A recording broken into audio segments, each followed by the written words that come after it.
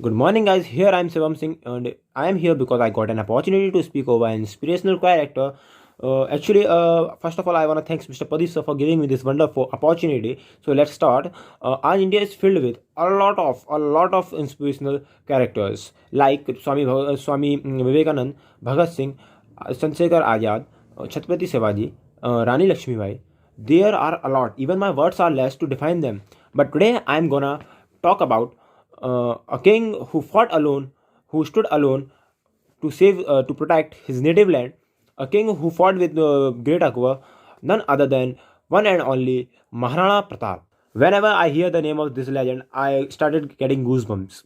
So some of you are thinking that who is Maharana Pratap? So he was the king of Mewar, and his height was around 7.5 feet, and born in Kumbhalgarh. He was the person who stood alone in front of Akbar's army when the whole India was captured by Akbar. Okay. When the Battle of Haldigadi happened, at that time Maharana Pratap's army had 15,000 soldiers and Akbar's army had 80,000 soldiers. 15,000 and 80,000. Here, 15,000 and 80,000. What a massive difference in the strength of armies. But at that time, Maharana Pratap said, one soldier will kill five of yours. Akbar's army had power, but Maharana Pratap himself was the power. So let's start with the beginning. Maharana Pratap was born on 9th of May 1540 in Kumbhalgarh. He was born from Queen Jayanti Bai and King Uday Singh. Queen Jayanti Bai was not only his mother but also his first teacher who taught him the great lessons of life. Maharana Pratap had a good leadership quality from his childhood, and Maharana Pratap had learnt warfare tactics and had completed his training of army in early age. Actually, there were a lot of people who was born in their family like Bappa Rabal, Rana Hamir, Rana Sanga, Rana Pratap. But the title Maharana was given to only Maharana Pratap because of their good and great deeds. Actually, there are a lot of wives of Raja Uday Singh. Because of that, they all wanted to make their child the king of Mewar. This became the cause of dispute in their family. Akbar was very clever, and he knew that it was impossible for him to defeat whole Rajput community. So he decided to play divide and rule policy, and the same happened. The whole Rajput community got divided into several parts. It is rightly said that whenever there will be any dispute in a family, others will take advantages of it. And it happened a lot of times. It has proved. Like in 1326 BC, when Sikandar came to India, at that time King Ambi shook hands with Sikandar. As a result, Porus lost. Similarly happened with Prithviraj Chauhan. When Muhammad Gauri attacked on Prithviraj Chauhan, he won the battle with Prithviraj Chauhan because of Jachan. Because Jachan cheated Prithviraj Chauhan. Same happened with the Britishers. Why Britishers captured our India? Because of the Nizams of Hyderabad, Holkars of Indore, and Sindhyas of Gwalior. They hadn't supported our freedom fighters in 1857. During 1575 and 1576 BC, Akbar shook hands with all the friends of Maharana Pratap. At the time, Maharana Pratap was alone. At the time, he took help of Bhils. Bhils is a community who live in jungles. At that time, Maharana Pratap trained them and made an army with the help of them.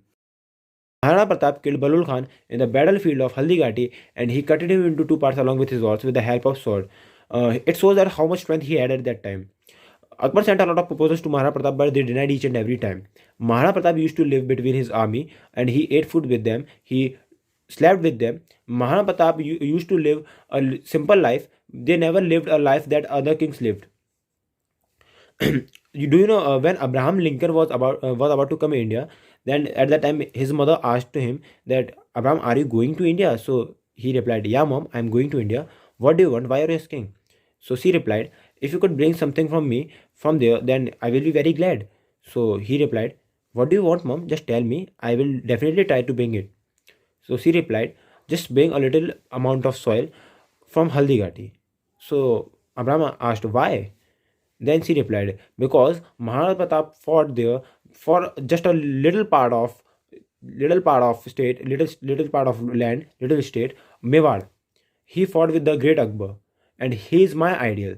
I want a little amount of soil from there. In 1576, he fought against Akbar's army in the ranges of Aravalli Mountains, and he shook hands with the Afghani kings, and Akbar's army had to run away from there because of the courage of Maharana Pratap's army.